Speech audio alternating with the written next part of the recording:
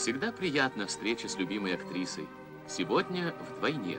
Народная артистка Казахской ССР Бибигуль Туликенова пришла к своим слушателям как их кандидат в депутаты Верховного Совета Республики.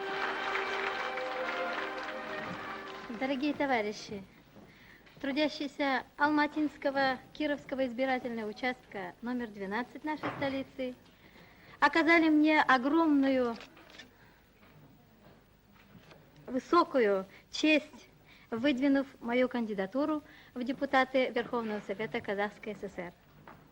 Разрешите от всего сердца поблагодарить вас и в вашем лице всех избирателей данного округа за оказанную мне высокую честь.